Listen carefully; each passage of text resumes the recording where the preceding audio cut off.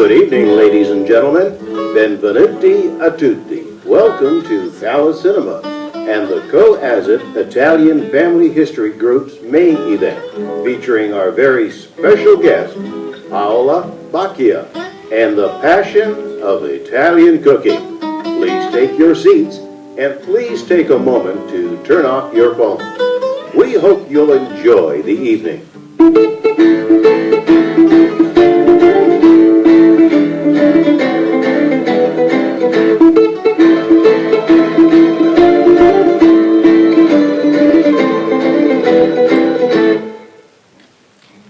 Good evening, ladies and gentlemen. Thank you all for coming. There's no better way of starting the night than with the Italian tarantella. This particular piece was actually written by Franz Liszt in the late 1800s. And the concept with the tarantellas is that supposedly the dance was created in the early 1800s because of the horrible tarantula spider bites. And when somebody got bit by the actual tarantula spider in Basilicata back in I forget what year, they actually claim that they began this popular dance form called the tarantella, which is a fast 6/8, and it's because people went crazy because of the spider bites. This is what the myth is. Anyway, interesting. So welcome everybody, thank you for coming.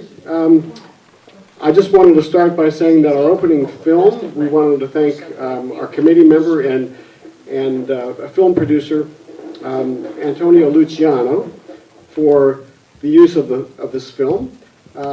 It's called Flavors of Italy of Assisi. So tonight we're actually very fortunate to have our featured guest speaker from Melbourne, Paola, who actually has a fantastic blog called Italy on My Mind. She's very, very passionate about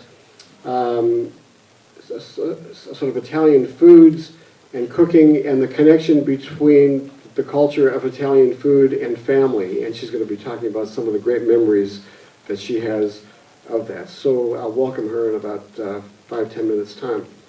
I like to sort of provide, because I work in the music industry, I'm a guitarist and a composer, I actually try and do one Italian piece each event. And tonight I thought I would play a great old selection that was written in 1902 by Ernesto di Curtis, Come Back to Sorrento. Of course, you all know the song. But the history of the song is that it was actually officially copyrighted in 1905, and it's been sung by a diverse array of performers, as you know, from Dean Martin to Jose Carreras to Placido Domingo to Luciano Pavarotti, Mario Lanza, and of course a new version of it that happened in the 60s by Elvis Presley called Surrender.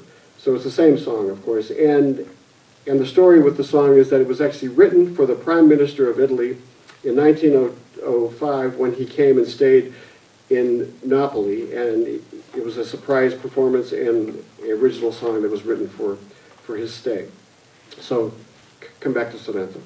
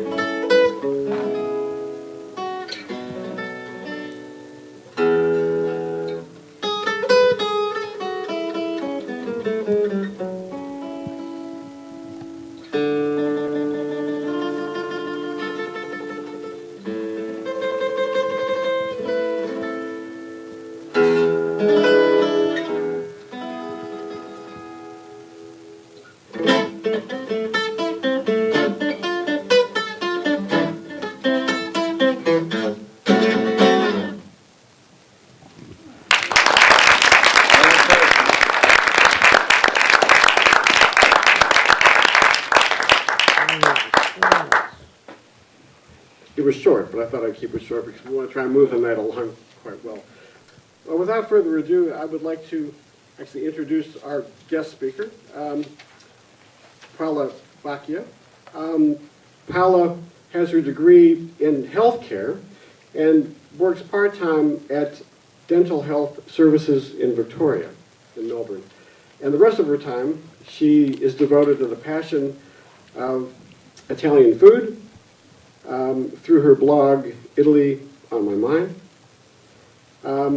also through her cooking classes that she conducts, and the photography that she does on food. So I would like to welcome Paola. Thank you very much. A little bit in dialect now, specialmente chi di voi viene dall'Istria o dal Veneto, dal Friuli, Venezia Giulia, speciale hello, buonasera. I'm really excited to be here tonight, and my talk will be mainly in pictures, in black and white photos, such as the one you see behind you of my mum and dad. Now, that was taken in the early 50s, and it's the photo that I use on my blog. In fact, I have these little business cards made up, and my mother says to me in Italian, "Ma ti dà una fotografia di me, sempre ti rapporti, you've always got a photo of me," and she loves it. She gives the card to anyone who will take it. So, I want to start off talking to you a little bit about my father, Nello Martino Bacchia, who was born in the town of Paola. Now, some of you will know the town as Pula in Croatia, but to my father, it was always Paola. In fact, he used to get into arguments all the time when he was going through passport control, because on his passport it said Pula, Yugoslavia, and he'd say, "But I was born in Paola, in Italy." He'd have arguments with them. I actually spoke to a gentleman called Gino earlier tonight, and he's also from Istria, and he understands that frustration. Paola in Istria is a very special part of, it was a very special part of Italy. It was part of the Roman Empire that you can see from the arena that's in that top photo that was taken, I believe, before World War II. And it was the Roman Empire, it was the Venetian Empire, it was under Austro-Hungarian rule for quite a while. It was Italy for a window of time from 1918 till 1947, and then it became Yugoslavia and later Croatia. But my father, even though it was Italy in itself for a short period of time, he was very, very Italian. I speak Italian well, and as does my sister, because he insisted that at home we should speak Italian to each other, and he'd yell at us. He wouldn't hear any English spoken in the home, and I'm grateful to my father for that. So these photos that I'm showing you of my father in Paola, there's that one in the lower right is taken in 1932, and that's him there, and then him there, and Paola, and that's where Paola is on the map. Now, when you spoke to my father, who passed away in 2012, by the way, about Paola, it seemed like his years there, it was summer all the time, and he was always on the beach, and there was always seafood that was eaten. His mother, my nonna, who's the lady in the middle of the photo, up there, that one there, she would bring down baskets of sgombri, mackerel, sardelle, sardines, and anguzigoli, which are garfish, which is at the pointy top. She would bring them down to the beach for them to share. And that was his memory and his vision of Paola. He also lived very close to the Roman arena, so he would spend his time playing there, hanging out with the guys, hanging out with the girls around the arena. Apart from being at the beach, he was really good at sport. He was very athletic, and he also loved, he was very literate. He loved the classics. In fact, he dragged around Italy and around down to Australia, back to Italy and back again, a copy of Dante's Divina Commedia that he used to recite lines from. I have that copy of the Divina Commedia, the Divine Comedy, which is from about 1930, and it's cloth bound and it has beautiful illustrations in it. It's one of my most prized possessions.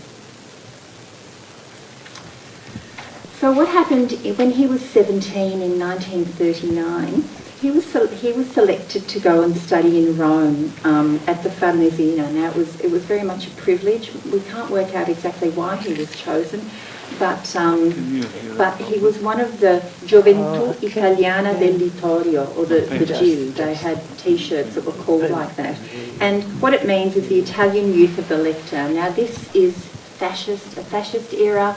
Mussolini was in power, and so essentially it was the young men in the youth movement for the fascist party. So they were teaching the young men who went there the spiritual, military and sporting ideological principles of the fascist regime. For my father, it was a wonderful, wonderful time. He wasn't thinking anything about fascism. He was thinking about sport in particular. He was junior champion of the 400 metres at that time. And, he was training to be, to use guns and things, but I guess that's what happened in 1939. It's interesting because he had this life mapped out for him from his years in Paola, the time in Rome, and then the war broke out and it changed his life, as it did many people, the families of people who were in this room, and millions of people around Europe. So what happened next is he had to go to military training school, and he spent 5 years fighting for the Italian army. Now, it's not something that he spoke about very much, but he did have a whole lot of photos, which is really useful. We do know that he fought in Albania when it was minus 30 degrees, below zero. We know that in Romania he survived an earthquake that killed a whole lot of people in the hotel where he was staying. We do know that in Greece he survived the tempestuous relationship he had with a woman called Eva, who took the photos down there. So we do know a bit about Eva, and see him there reading. Maybe it was the Divine Comedy, who knows what he was reading.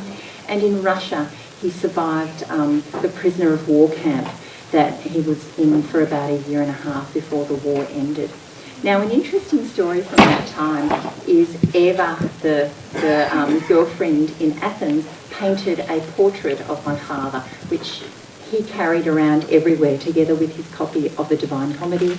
He had the portrait that Eva had painted of him. And at one stage in the 80s, this portrait, he couldn't find it anymore, and he was positive that my mother had hidden it from him because she was jealous. She was still jealous after 40 years. We all laughed and thought that was pretty funny.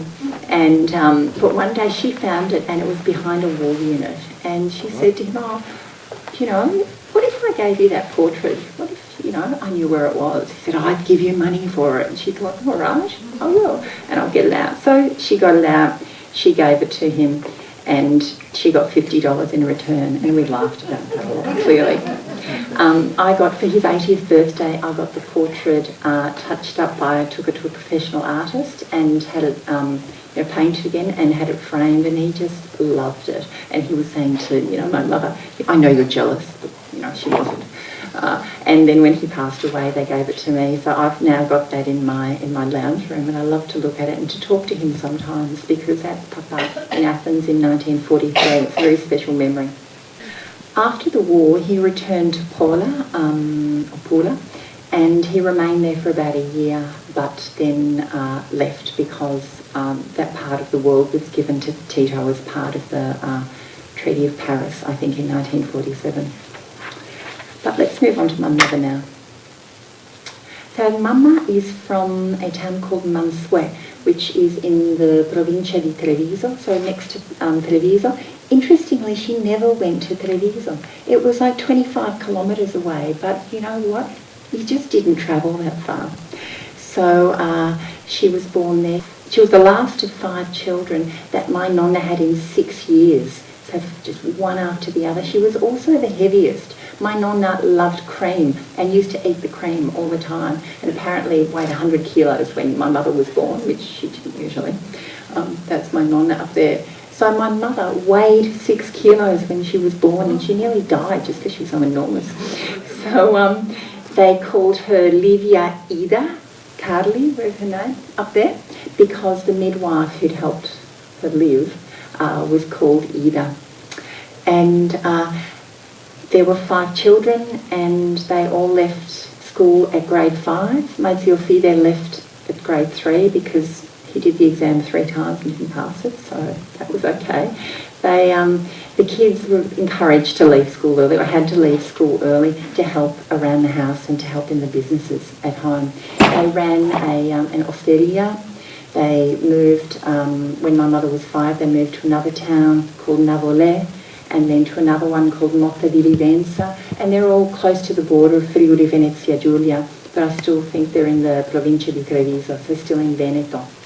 And Mama, at the age of 13, at one time they had 3 of these bar that they were running, and at 13 Mama was running it on her own. The photo with the bike is her going every day, come rain, come shine, with chilblains on her fingers that she still talks about, to get the shopping to make the food in the osteria. She was also a beautiful woman, as you can see from those photos, and her parents didn't pay her for working in the bar. They just, well, that was the thing that you did. But her mama every now and then would give her a couple of lire, and she would save them up, and her passions were buying a fotoromanzo. So a fotoromanzo is one of those magazines where you've got a whole lot of photos of people talking with bubbles out of them. She loved the fotoromanzo, but she also loved getting her photo taken. So she'd go to the photographer, save up money, and get these photos taken, which they then would hang up at the front of the photographic studio because they were beautiful photos. And at this time they were in the town of Monfalcone, and that is where most of my Italian family live currently, and it's near Trieste, so just west of Trieste at the top of the Adriatic. Now, people would come to the bar and see my mother working there and say, that's the girl from the photography, or from the photographer's windows. So she had lots of admirers who would come in and have a look at her, and one of these was my father. Now, my father, coming from Paola in 1947, a lot of people from Istria and from Paola and from Fiume, places around there, went out of Istria. They passed Trieste because they weren't sure who Trieste belonged to. It was called the Free City of Trieste up until the early 1950s, where they hadn't decided who would actually run it. Would it cede to Yugoslavia? Would it stay in Italy? So many of them moved to Monfalcone. Now, it happened that the pension office, or the office where the war refugees would get their pension, was over the road from the bar that Mama worked in. So the first time that my father saw my mother, apart from seeing her in the photographer's window, was he went into the bar with his father to have a coffee, and he saw her there. The next time he saw her, she'd actually cut her hand when she was working at the bar and got it stitched and got it wrapped up, and so her mother had given her a few days off work, which is very rare. So she tells me she walked to the Cinema Azzurro, I think it was called, not sure of the name, to see an American movie. This would have been 1947, so she was 20. And she sat down in the cinema to watch the film. Within about 10 minutes, someone had sat next to her, and it was my father who'd followed her there. So she's sort of looking to him, and he starts, caressing her sore hand, and she's thinking, oh, all right, okay. And then he gives her a kiss on the cheek. She ran out of the cinema and went home and washed her face.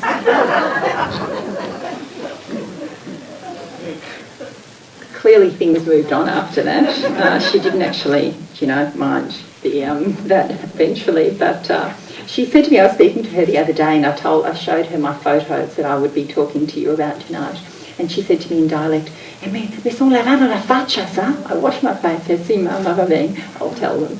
So I'm telling you. Eventually she stopped rejecting his advances, and they started dating and were married less than a year later. Now, my father had arrived from Paola with one suitcase and one suit, which was really ragged, and he loved dressing well. I think you can see from the photos there, they make a beautiful couple. They look like a Hollywood couple. I'm very partial to them because they're my parents, but I think they look pretty good. So once they were engaged, she got the money that she'd saved up that she hadn't spent on fotoromanzi and photographers' fees, and he got 3 suits made that he just loved. He loved wearing. Now my nonno had said to my mother, "Brodi corti." Now, when I asked Mum, what does that mean? It sounds like short suit. I can't understand what that means. And what she said is, well, I don't like long engagements because who knows what might happen. You know, there might be a baby. So I said, okay. So that's fine. So they got married pretty quickly, and they got married at 10 a.m. on a Monday morning. Now, when I said to Mama, why did you get married at 10 a.m. on a Monday morning? And she said, I comunisti. What about the communists, Mama?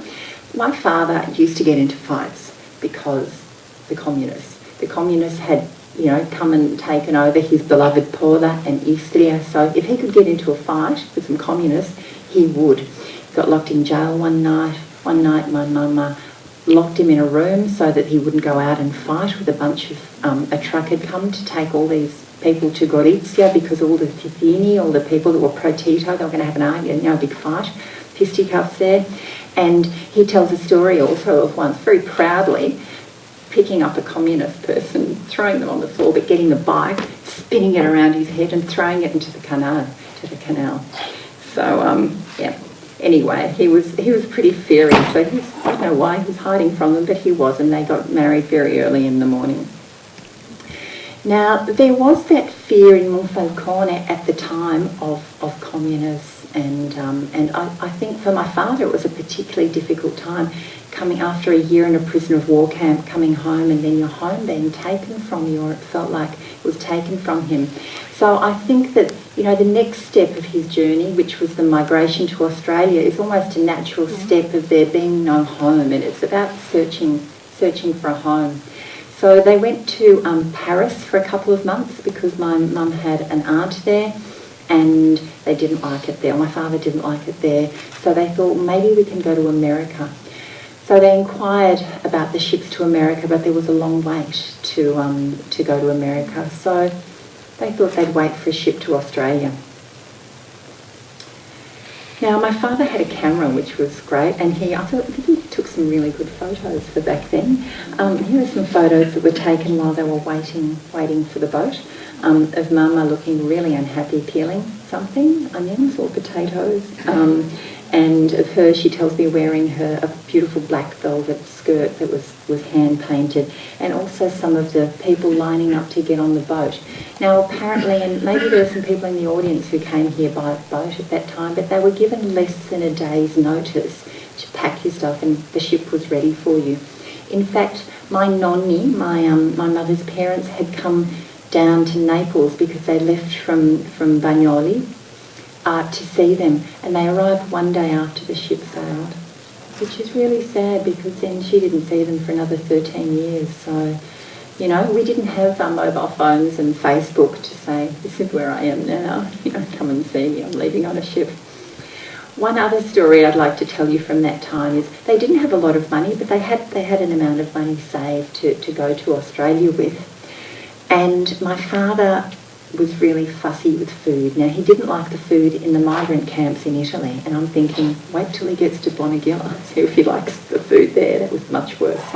So they'd go out and eat quite a bit. They bought a little camping stove in case they needed to use it in Australia. And then one day my father came back with this heavy bag of something, and he said to her, look, I've spent most of our money, but I think it's something that we'll really need in Australia. And she opened it up, and it was a 48-piece silver set. That he said, I got it for a bargain from a Polish man. Mum was furious, of course, and I have that set of silver though, and it's very precious. I use it in my food photos, but you know, I don't know why he thought that a set of silver cutlery would be really useful in Melbourne in 1950. They got a ship called the General Greeley that arrived in Station Pier on the 13th of May 1950. The men and women slept in separate areas. Mama was in a bunk with other women, and they stopped in Ceylon in Sri Lanka. That's that photo up the top. The with my dad, and they went through Perth, and eventually when they arrived in Melbourne, there's a story of there being a rainbow, over Port Phillip Bay. Oh, we've come to the right place. We've come to the right place. Bonegilla. Now, I don't know how many of you have heard of Bonegilla or seen any documentaries about Bonegilla or even been there yourselves, but it was a military camp that was converted to a migrant camp from the very start of 1950 until the 60s. And it was near Albury, and when they arrived on Station Pier, they stayed that night on the ship, and then they woke up in the morning and they put them immediately on a train, and off they went, straight into the country. And you can imagine you can see what it looked like compared to being in Naples or in Italy. And when they talk about Bonegilla, they talk about how bad the food was. There was mutton every day. Like, you don't eat mutton in Italy. And a little snapshot of sentence that I've got was, mutton stew morning, noon and night. The square white bread was like cardboard and the butter was salty. Salted butter. So what they did was they went out and caught rabbits. So you can see from that photo up there, they're cooking. Now, you weren't allowed to cook outside, but that little camping stove that they bought in Naples came in really handy because they cooked between the two washing lines, because apparently no one would know then. And they'd cook rabbits. One day they went to Albury. Here they are in the Botanical Gardens of Albury. Can you imagine 1950 people dressed like that standing in the garden? I think they look fantastic. And they found spaghetti, so then they had a picnic. I love this photo with there's my mum with the long strands of spaghetti there. And there's Mama. There's a photo of her walking. So, Bonegilla was a very interesting place. They were there for some 40 days, and then they found jobs in Melbourne because they were part of the sponsored migration program, and there was a requirement that they work for 2 years in Australia, and it was the Australian government would find them a job. So they went to a camp in Williamstown because their work was near there. My father worked in the Dunlop factory, and my mother worked in a factory where she sewed one seam, and then it went on to someone else, one seam. And she hated it. She told me that the boss used to, at morning tea, switch off all the machines. So if you were in the middle of something, you just have to stop. So she thought, I think I don't want to do this anymore. So every hour, on the hour, she'd go to the toilet and stay there for 15 minutes. And go back. She did it for 2 weeks until when she went to collect her pay packet, the boss said to her in English, and she'd only been here for a couple of months, she said, "You are finito." She went, "Yes." So she went out. Interestingly, she wasn't lazy at all because a couple of jobs after that she worked at Hole Proof making socks, and they were paid by piecework then, which meant the amount of work that you did, that's how much money you got. She got more money than anyone else in the factory, and it was such high quality. So clearly there was something around about that first boss. It wasn't about her work ethic. She also used to sing, you can see her there singing. And she was offered a job at Mario's restaurant to sing, but my father wouldn't hear of that, of course. And she always says, I could have been a singer, but, And then there were celebrations. They had a friend, Pio, who had a piano accordion who would go around to events. And I love that scene there. It really looks, it's funny, it really looks like Italian people in Australia. It looks kind of that a place. I love it. After Williamstown, they found a bungalow to live in the Melbourne suburb of Box Hill, which is about 15 kilometres from the city. Now they didn't go and live in Carlton and Brunswick where all the other Italians did, because that was share accommodation and they really wanted their own space. And in this one they had a bungalow, and it was on a plum orchard. And the story from that time is that they'd been there a couple of weeks and there wasn't very much furniture in the bungalow. So Mum, with her dictionary, walked to the bus station, went to the nearest shops, Box Hill, and with her dictionary managed to buy a chest of drawers, bedside table, a wardrobe, and arrange for it to be delivered. she's walking back from, caught the bus back and was walking with all her shopping bags, and the truck comes past and he sees her, and they wave, so she gets on. So she arrives at this plumbery at the bungalows in Australia for maybe 3 months with a truck full of furniture and riding in a truck. And the fellow who was running plumbery, Mr. Wright, was saying to her, how did you do this? And she's looking it up in the dictionary and she couldn't find the words, so she just did this. I've got a brain for it. Their first New Year's Eve is interesting. They had some friends who came to stay over, and Mama in Italy, although she'd worked in Osteria in a bar, she didn't actually make a lot of food. She made 1 or 2 things, and her mother also only cooked 1 or 2 things, so she didn't know that much about cooking. And she decided to make a spinach risotto, but she didn't realise that spinach in Australia is grown in sand. It's sort of all sand, you really have to wash it. So you can imagine she didn't really wash it. And she started cooking it, and it was just gritty and horrible, and everyone drank too much, and it's the only time my father ever got drunk.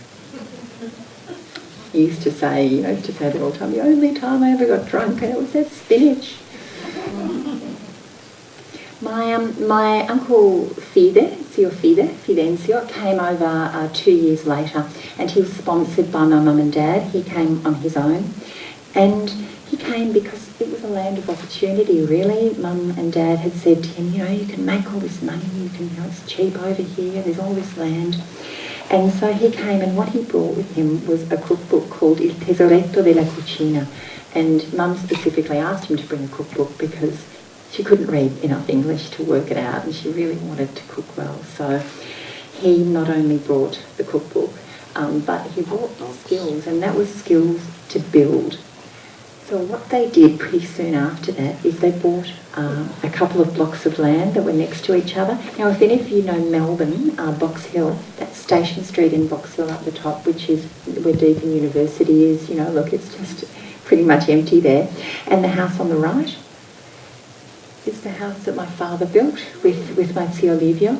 And they were the first among their community to build a house. So it was a place where a lot of them used to come for reunions, because it was their house, they'd built it, and it was, I put myself in their shoes back then, and how incredible it must have felt building your own community, from things being torn away from you in Italy in the aftermath of the war, coming out to here. It must have been fabulous.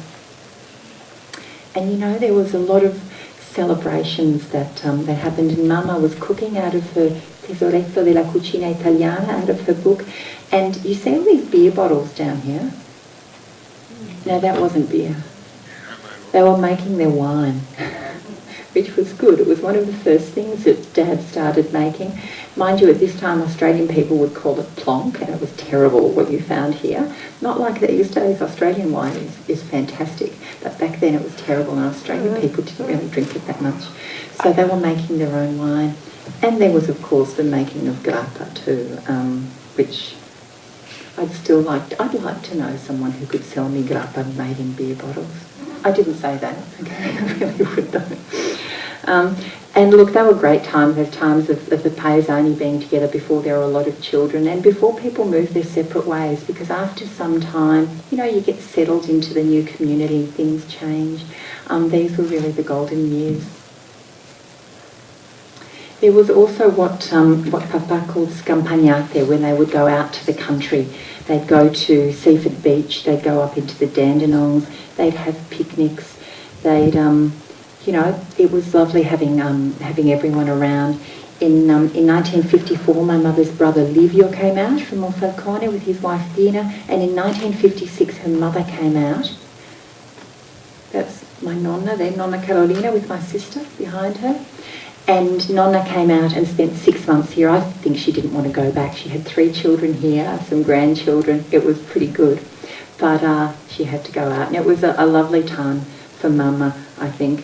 And if Mama, I talked to her about those times, she said, oh, look, in Australia you could buy all this great meat, but they didn't know the cuts. They didn't know girello. They didn't know punta di petto. You couldn't buy veal. They had gravy beef, and that's great, but they didn't have all these specialised cuts that you get in Italy.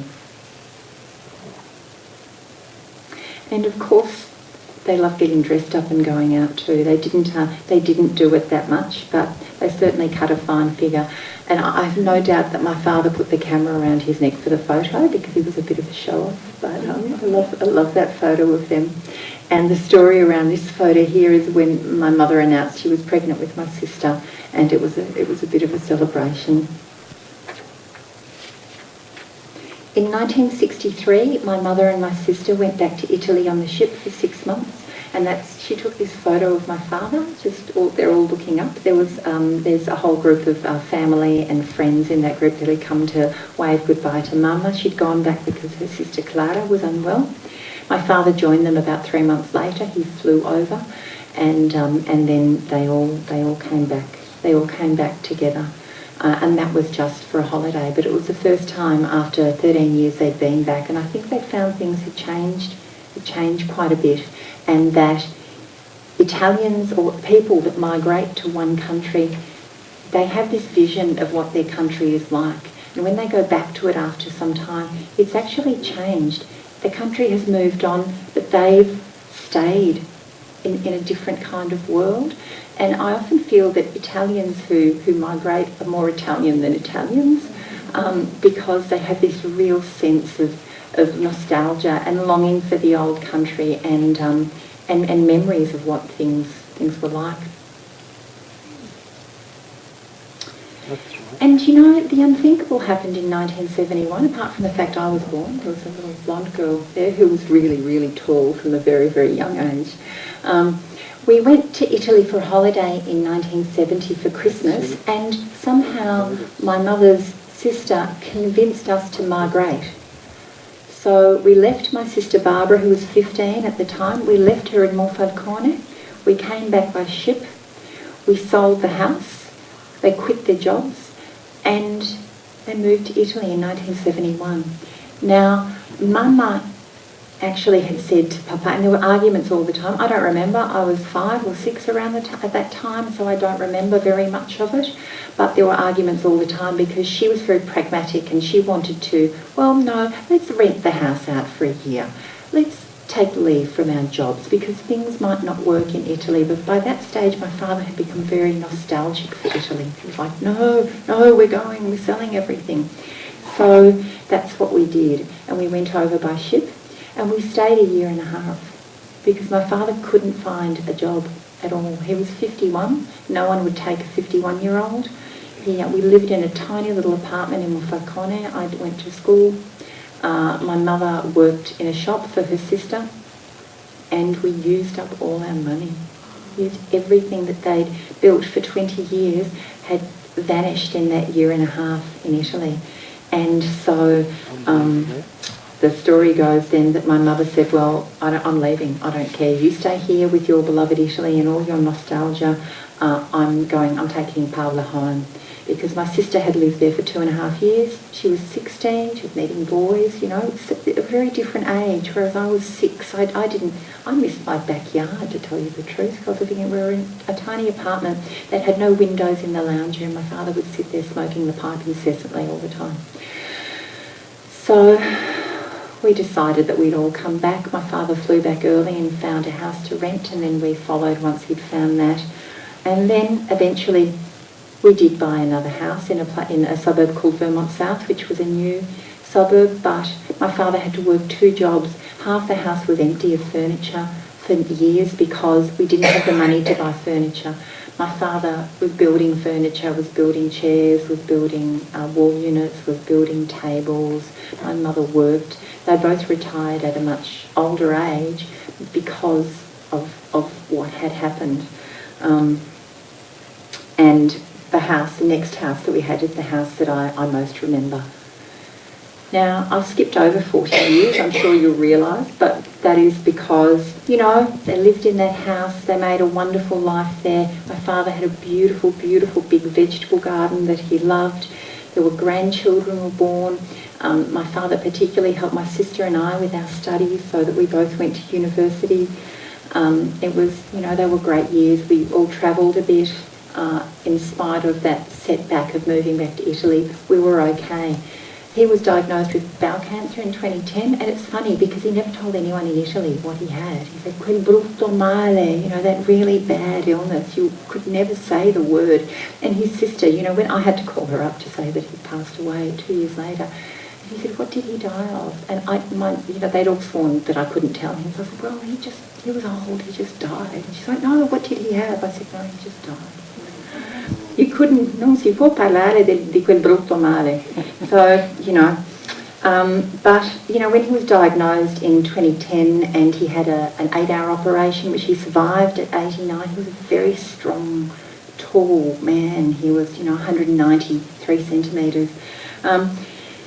Suddenly my father I realised he wasn't going to be around forever. I thought he'd be around forever, and I thought, well, what can I do to, you know, for his heritage to live on? I've got his Divina Commedia, you know, I'll probably get that beautiful painting of his and the cutlery.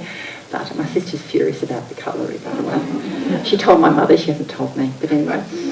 And when, you know, I was faced with his mortality, I thought, what can I do? So, in a way, that's when I really embraced food, because food is, you know, the growing of food, particularly my father's garden, which I'll move to now.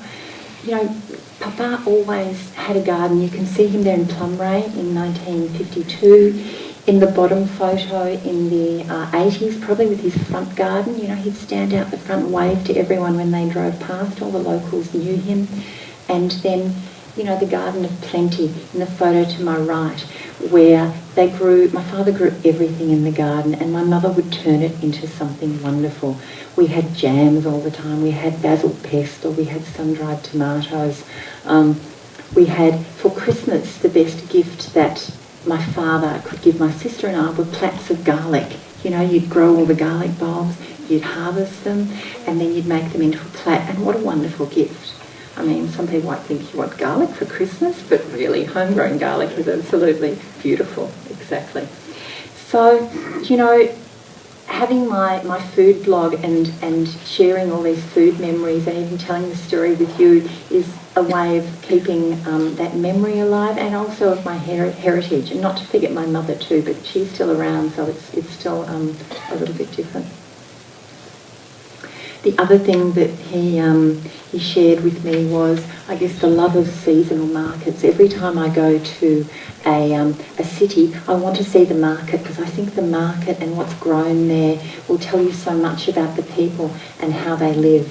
You know, I'll tell you the story actually about the radicchio. So in the 70s, the lettuce, when you know, I'd talk to my friends about the radicchio and they'd go, lettuce? I'd go, no, it's not that iceberg green lettuce, you know, and they didn't know what it was. In 1979, when my sister got married, my nonna, who was 79, brought seeds of radicchio with her on the plane, because you couldn't buy them here, you just could not buy them here, you couldn't find them. But customs found them and said to her, what's this? I mean, this, you know, 79-year-old woman doesn't speak any English, she just bought. They confiscated all of them. We were furious, you know, we really wanted her to smuggle the seeds in. Anyway, these days you can find the seeds, and eventually we all were charged with bringing back things from Italy when you couldn't find them, and we'd hide them in the suitcase. The other thing that I got from my mum and dad is the love of seafood. That's Papa with a stingray there, and that lovely photo of my mother that I only found recently of her with a whole lot of vongole or clams that had been picked from my son Tolomario, who's my godfather, who lived in Altona, and he used to fish from there all the time, and clearly she loved that. Seafood is very important to me. It's something that my father taught me how to gut all sorts of fish when before he passed away, and you know, I mean, I love seafood. If I have something, Mum would say, what do you want for birthday lunch? I'd say seafood risotto all the time. Another thing is prosciutto, capocollo and salame. Dad started, when he retired, when he was 72, he started making prosciutto and capocollo, and he read up about it. He was, you know, very methodical and would make the most beautiful prosciutto, and another gift that he would give us would be a piece of prosciutto for Christmas together with the plate of garlic, or else a capocollo, and he was really really proud of those, and I've continued that tradition. I made some prosciutto last year at the Agrarian Kitchen, which was heaps of fun, and again it was one of those moments, God, I wish Dad was alive and I could show him this or tell him this. And of course then there's the cakes, I dolci nostrani, so cakes from our part of the world. And here is my mama. That photo down the bottom there is recent, it's only a couple of months ago, and there she's making her apple strudel, which I taught a class of apple strudel a couple of weeks ago, where you make the pastry so thin that you can read the global newspaper through it. That's all. Some people say love letters through it, but I like reading the global newspaper through the pastry better. Crostoli up the top and frittole. You know, those recipes that you get from families are really important, and it has been very difficult to write these recipes down from Mama, because I had to follow her around the kitchen and say, don't put any more flour in, I need to weigh it. And she'd just look at me like, no, just put in as much as it needs, quanto basta. Yeah, but I don't know quanto basta, Mama. You know. So it's been a bit of a learning experience, but it's been great writing those recipes down and sharing them with people through my blog. And that's when I do come to my blog, which is called Italy on My Mind. And I started it in 2011, so around the time that my father was unwell. And it's not just recipes. A lot of it is about memories. So it's about stories and how they link in with, you know, some part of my culture, some part of a memory that you have about food. And there are a lot of my mother features quite heavily in my blog posts. So there's old photos in there, there's newer photos, there's recipes. They're not always Italian. They're mainly though. I post every week, so every Sunday morning, unless something terrible happens, there will be a blog post that goes up with a story and with lots of photos. As well as my blog, I've started running some cooking classes, which are really good, and I hope one day to write a book about this, because I think, apart from this, I've got hundreds of other photos of Mum and Dad, which my sister and I are fighting over, but luckily you can digitalise them now, so we can both have copies, which is what I keep telling her. I'm hoping next year also, I've lined up to run some cooking classes in Italy, in Veneto, near in a town called Mira, in May next year, and maybe in Sicily in September 2016, which is really exciting. Now, I'm also really active on social media, and I think some of you here might have heard about this through Instagram, and Instagram is a photo sharing application that I use a lot. I take a lot of food photos and I use it all the time. I use the other ones a little bit less. But with social media, the wonderful thing is we can share with each other. So if you've got a story to tell, you know, your family, your heritage, your thoughts, they don't have to die. You can very, very easily share them and find like-minded people, like I have by using social media. It's a wonderful, wonderful thing that brings us closer. In fact, someone who's here tonight who came up and spoke to me said that his daughter in Milan had told him to come to here to see me speak. So isn't that amazing how we can be in touch? So if you've got, you know, an internet connection, and if you've got a phone that takes photos, you can do these things and you can connect. My father was very, when he heard about Facebook, because he had a lot of old girlfriends, I must say. He thought Mum was jealous of all of them, but he wasn't, she wasn't at all. So there was one that lived near Genova, and he'd say, look her up, I can't remember her name now, she might have a Facebook. I'm like, Dad, she's like probably 90, I don't think she's got a Facebook. You know, he'd say, ma trovila on Facebook, find her. Yeah, okay. Anyway, so, you know, that's my story, that's my website. I encourage you to connect with me, come and say hello to me tonight, or else find me on social media, have a look at my blog, leave a comment.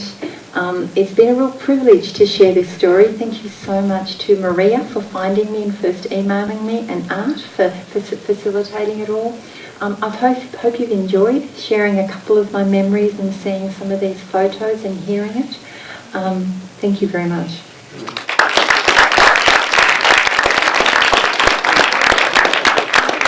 Thank you, Paola. Great story, great memories. And if it's okay, I'm going to have the first question, and then I'm going to walk through the audience and actually have everybody. So you must have an amazing collection of recipes. Yeah. Which one do you like to cook the most? Well, at the moment it's the strudel. I must say, it's the strudel. It's that really, really thin pastry, because I watched Mama do it for so many years and I couldn't do it. She's got these quite large hands, and she would, make it really thin and then roll it and then lift this strudel up, and I was petrified of dropping it, and put it on the tray. I'd say, how do you do it? And when I'd make them with her, she'd say, no, give it to me, I'll do it. It's like, no, Mum, let me do it. So it's that one. And then the other one is a recipe I have never shared on my blog, because my niece Claire, who's also a food blogger called Melbourne Gastronome, has said she'll kill me if I share it. And it's the recipes for Mama Sulgo, her meat sulgo. She said, no one can know that. I will share it. If I write a book, I'll share it so people will buy it. So that's the secret recipe, which is copywritten by the Copywritten Bakia secret family. recipe for my Mama Sulgo. And she makes tubs of it and still gives it to the family. We can't, even now. I mean, she's 87 and on her own and really not well. And she'll still send food home with me, particularly tubs of sulgo.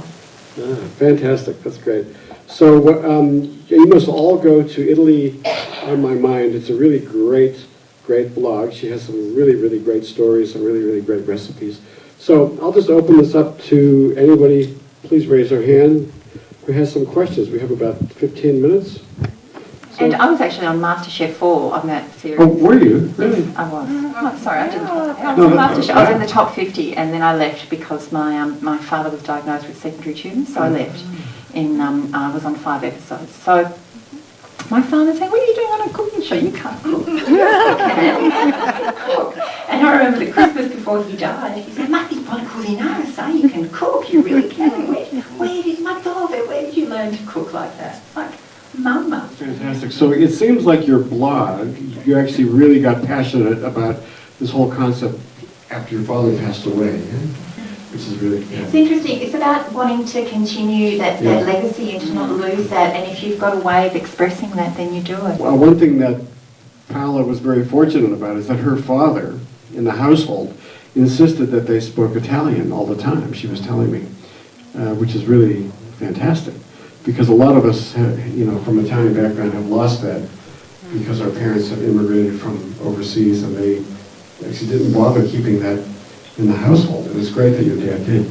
Well, he insisted, and that was him being very Italian. He thought that if you can be given another language, then why would you not take advantage of that? It's a gift to learn to speak it at home. And, like if my sister and I would be in her bedroom and speaking English and he heard us, he'd be furious. Good evening, Paola. Very interesting story you've got to tell us. Thank you. I'm fascinated because you've gone to a lot of detail in presentation as you have, with photo of your family right from the word go, in Italy, when they arrived here, and what they've done. And I've got two questions to ask you. Firstly, I missed the question, the part where it says, what year was your father born in? He was born in 1921. 21. So he was in his 90s when he passed away, would he be? Passed away a few months before he turned 91. 91. Second question is, I seem to recollect that Box Hill. I've been to Box Hill on quite a few occasions. Please tell me whereabouts in Box Hill the house was. Yeah, it's on Station Street, Box Hill. So Station Street is the main road that runs through Box Hill. It was in Box Hill South. So it was close to Mount Scopus, which is It was down near Springvale Road? No, but they lived on we lived on Springvale Road after. The house was down on Springvale Road. So this is just off Burwood Highway. Stayed there. He built that house, didn't he? Yeah, he built that house with his brother-in-law, Fide. Was he a builder, actually? What occupation was he? No, my father he studied in Rome to be, as part of the young fascist thing, and he trained to be an officer. And that's all, really. He didn't train anything. When he got a job in Melbourne after the Dunlop factory in Holbrook, he worked in Dulux paints, and he was an industrial chemist. He did a course at night time at Swinburne University and became an industrial chemist. He was not a builder. He knew nothing about building, but his brother-in-law Fide helped him. And after that, he built, like in the newer house, the second house that they bought, he built the garage, he built the cellar, he dug with a crowbar in clay, he dug under there for 2 years every night after work. There was that much space, and in the end, there was that much space. And it's still a cellar that is fully brick-lined, you know, bricks everywhere, arches. Have you still got the house? Yeah, my mum still lives in the house. She still lives in the house? She still lives in a 4-bedroom house. I wish you all the best. Thank you. She cleans the house before the cleaner comes. You know, as clean Italian women. Of course, that's right. Well, because the cleaners come and you have to prepare it. I mean, because my wife does the same thing. I can't understand that. So what do we have a cleaner for? You know, spend half hour before. The cleaner shouldn't know that you're dirty. You should be clean. It's amazing. I have to spend a half hour before the cleaner comes for the cleaner's thing. Yeah. Well, maybe. I'm really very, very surprised that you went to Italy at the age of 6. After 20 years of hard work in Australia, your mom followed your father, and you still have a lot of love, and I can see that, for your father's life, and your mother followed him all the way. I mean, I found that incredibly. I don't know I'll have the same kind of love and forgiveness that you showed to me in this tonight. So, yeah, I don't know what to say. I find it very touching. I find it amazing that she followed him everywhere too, but she was going to come back to Australia without him, and I think for him family was more important than anything. I was talking to my sister about the presentation, and I said to her, but why did they move back in 1971? You know, you were 16, you remember more than I do. Why do you think? And she said, you know, Papa was un contrasenso. He didn't make sense. He was very rational most of the time. He was very learned, and then sometimes nostalgia took him over completely, and he did something mad, like selling everything up and moving to Italy. And Mama followed him all the way, I think, because of the love of family. I think it's that family and community that keeps people together. I don't think they could have thought of a life apart, not because there was a lot of love lost between them necessarily. My father was very difficult to get along with, but because of the family. Any other questions? Okay, well, I have a question. Oh, yeah. What was your experience like on Masterchef? That interests me, because I do television. All right. Well, you know, they taste everything and it's cold. You know that, don't you? I can imagine it was probably you know it's really cold. Okay, questions? So, I have a relative who's working in quarantine, and the number of migrants coming in now, bringing what they think are just their seeds or just, you know, just this bit of food that you can't get in Australia. It's really becoming a problem. Please don't encourage it. I'm sure. I don't think I encouraged it. I think more than anything I said that you can buy things here now and you couldn't get them back then. You could only buy seeds for iceberg lettuce back then. But now, luckily, you can buy seeds for everything. So that's why we don't need to do things like that. Yeah. Well, look at Johnny Depp last week. Really? What did he bring in? Well, I don't know, we just had seeds of radicchio that didn't make it in there. But thank you, I do appreciate that. it was probably a shock to your mother. So one more question here. You mentioned earlier in your talk that your mom could not cook. And really. for quite a few years into your marriage, she did not cook more than 2 dishes, something or other. So how has she become such a prolific cook? I mean, she got it from this book. She only ever cooked from that book, and also from talking to other women from that part of Friuli, Venezia Giulia, and from Paola, you know, the Italian clubs that they'd go to, and they'd cook together. She just learnt. It's like it's an inner passion and skill, and I guess if you don't necessarily need to cook from when you're very young to be good at it. It's about, I don't know, she knows how to put things together, you know, how you just know what goes with what and how much of this goes with that. She's one of those people that doesn't need to follow recipes. She has always experimented, and I'm not sure how it happened, but it did happen because her mother was she always tells me she was a terrible cook. All she could make was tripa e polenta, you know, that's it. Tripa polenta and nothing else, you know. I mean, I have a lot of cookbooks, but then I just look at them and go, oh no, I'll just make it up. I'm a bit like that too. Well, I guess it's all about the feel of the moment, isn't it, you know? Yeah. It's like, you know, I'm a musician playing jazz, which is a terrible analogy, but, you know, it's all about the moment and the inspiration that you feel from whatever you have. So just tell me real quick about, you know, a Paola cooking class. So you advertise for a cooking class, you have a theme for each class? So I'm currently running a series of classes making gnocchi. So it's basic potato recipe, a gluten-free potato recipe, and gnudi, which is a ricotta and spinach gnocco, which I'm trying to make gluten-free as well, because there's so many people out there that are gluten-free. And when I put gluten-free on my class, it just fills like that very, very quickly. So it doesn't have any gluten in it though, the potato and spinach gnocchi. That's just got its semolina on the outside, so I'm trying to make it like that. And I have a series of classes coming up which are about cicchetti appetizers, so little things, and I'll put some seafood in those.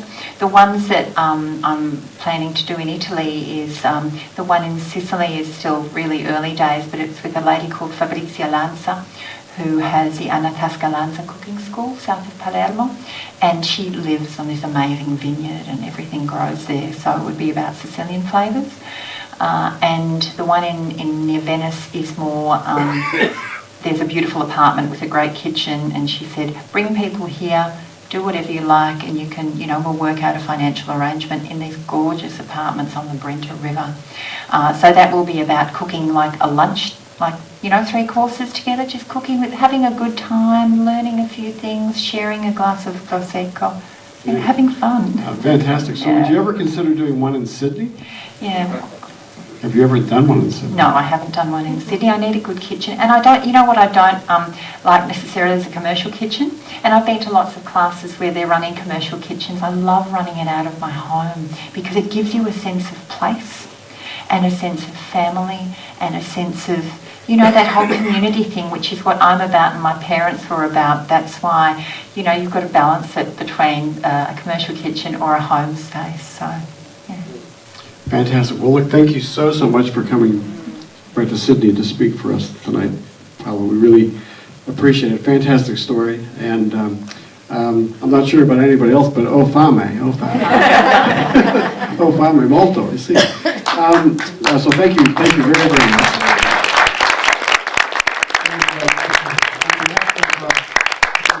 And the Italian Family History Group, we always present our guest speakers with a little something. And I hope you enjoy this. It's a cooking book of Italy, and it's the food of Italy, region by region. And you know, I mean, you probably know most of these recipes by heart. It's absolutely beautiful. Thank you very much. Every time I travel in a plane, I stop at Tullamarine Airport in Melbourne and buy myself a cookbook. And today I didn't. Well, I hope you don't have this one, because it's actually really... I don't. And I was looking at it because I was in Rome about 2 months ago, and I was standing outside that delicatessen, and I took a photo of it and I posted it on Instagram. And I went to a bookshop the other day, and I thought, oh, that's like my photo. I reckon my photo is better. It should be on the cover of a book. And now I've got the book. Fantastic. Thank you very much. So please tell us when you do your book, because we will definitely promote it on our website. I will. Thank you very, very much. Thank you. So now we're going to do the raffle. Just pull out, we've got 2 lovely bottles of wine, and we also have a lovely recipe book.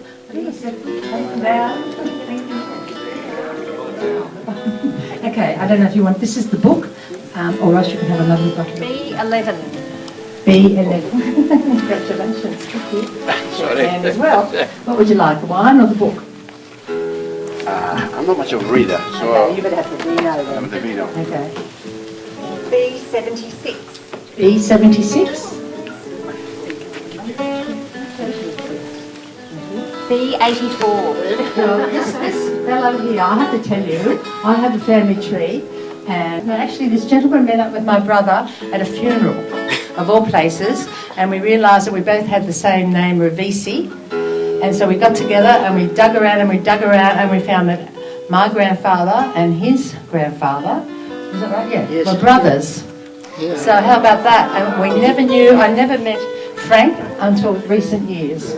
So thank goodness for the internet, and thank goodness for my brother, who's always looking at the funeral notices, and found a Ravisi. How about that?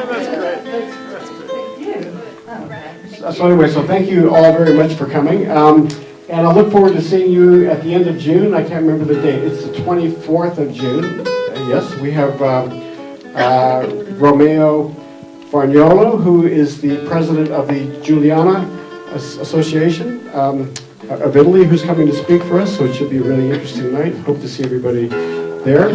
Thank you. Thank you very much. Okay, thanks, Jim.